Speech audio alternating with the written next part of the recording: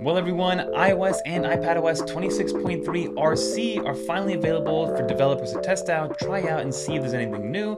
So sit back, relax, and let's discuss all the new things from RC, whether or not they're worth it to upgrade, and also talk about the timeline on when to expect the 26.3 public version to release to everybody. Without further ado, let's get into it. But now if you do enjoy videos like this one, we talk all things iOS and iPadOS, consider subscribing to the channel and help us get to 1 million subscribers by the end of the year.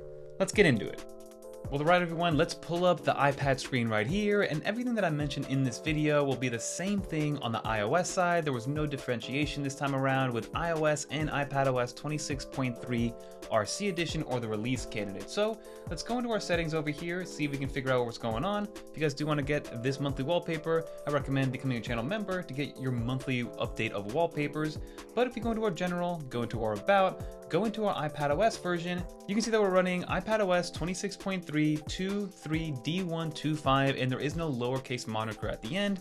The same thing will apply to iOS. This is going to be the final version. There'll be no differences between this one and the final public release, which should come Tuesday or Wednesday of next week for everybody to test out and try out and finally get their public version.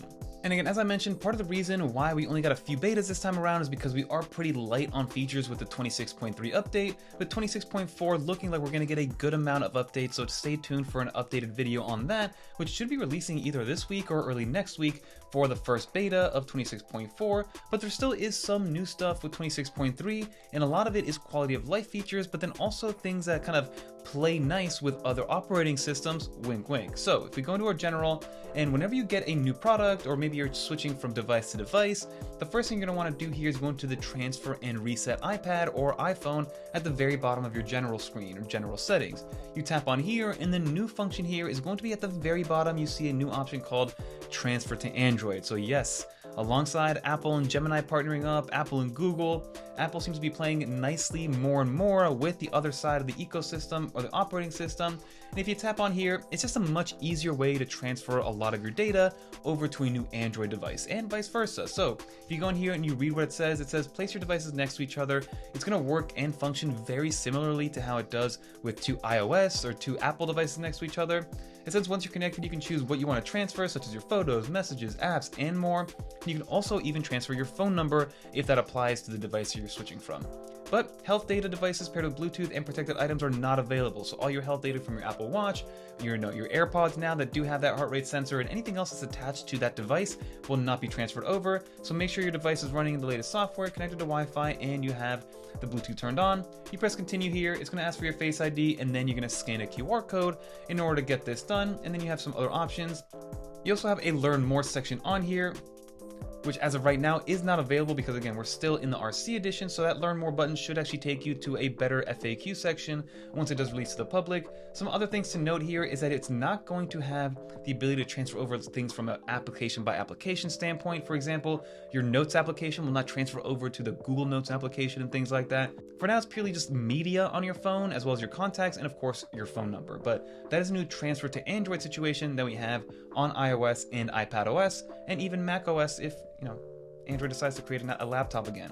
The next thing that we did notice is going to be in your customization. So if I scroll down to the lock screen, long press on here, go into this new edit mode, which we've seen already with the 26.0 update, press the little plus button right here.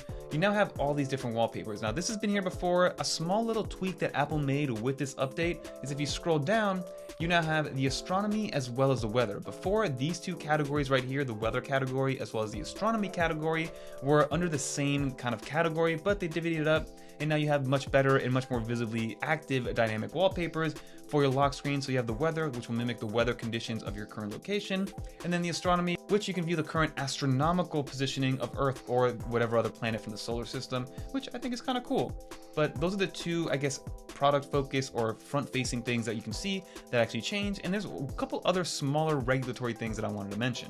So the first one is going to be in your cellular data. Now this is going to be for a very specific and a very niche use case, right? So for example, here in the US, this new feature is only going to be supported with Boost Mobile as the carrier and certain iPhones. So the iPhone Air, the iPhone 16e, iPad Pro with Wi-Fi and cellular, and you have to be running iOS 26.3 or later. You can basically turn off precise location tracking for each of these individual carriers. As of right now, apparently these carriers can find out your precise location no matter what, but now here in the US, Boost Mobile will allow you to turn that off, which is nice, or at least limit that location data sharing, so it's kind of a vicinity as opposed to a precise location.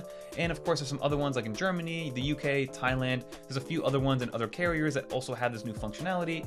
I have T-Mobile, so I will not be able to show this off, but if you do have Boost Mobile and you have one of those devices and you're on 26.3, let me know if you're able to see this new option. And then of course the EU gets its own set of new features, a lot of regulatory things that Apple has to abide by over there. For example, the notification forwarding, you can now turn that on in your settings if you want to. Same with proximity pairing, similar to AirPods, but it's going to be for third-party accessories, so that cool animation you get when you pair your AirPods to an iDevice, that's going to be coming to non-Apple related products on the Apple side. And then you also have some new NFC features for using the iPhone to initiate connected devices without the presence of an iPhone, and then high bandwidth Wi-Fi connection for peer-to-peer use. So again, a lot of regulatory things that Apple has to abide by, but those are all the new features with 26.3. Nothing too crazy, nothing brain shattering out here. 26.4 should give us a lot more Siri and Gemini integrations, or at least the beginning of that. And then the final thing that I do want to show off is going to be battery life. Battery life is always something that I like to talk about when it comes to using these devices, but if you go over to the view all battery usage and then you go over to maybe a day like Friday where you see it's high usage, I got about 4 hours and 24 minutes of screen on time on my iPad Pro running 26.3, beta 3 at that point, so that's good to know. And then a day like Thursday or a day like Tuesday, 5 hours and 6 minutes of screen on time with 82% battery, also good to know. And stay tuned for a video that I'm working on, kind of a video essay about battery cycles, what it means, why it's important.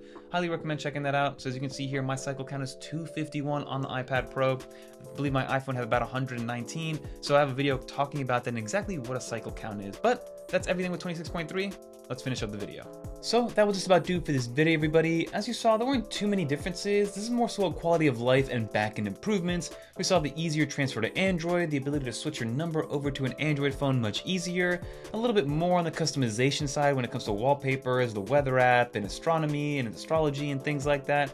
But again, normally the odd numbered updates, so the 26.1, 26.3, and maybe the 26.5 are usually back-end improvements, with the even numbers being actual visual and tangible feature changes that we see with 26.2, as well as hopefully 26.4, giving us some sort of Gemini integration. So expect this update to come out in the next week or so for the entire public. I recommend upgrading to it, more so just to make sure that you're up to date versus the actual features, because there's nothing really to write home about this time around. But that'll do for this video, everybody. If you did make it to the end, leave a little dolphin. Comment down below if you guys did update, if you guys in the beta program, are you in the public developer program, the regular developer program, or are you just waiting for the public release like most people? But that'll do it, everybody. If you want to watch more videos like this one, like I said, our road to 1 million hopefully comes this year. Until next time, I'm Fernando. Peace.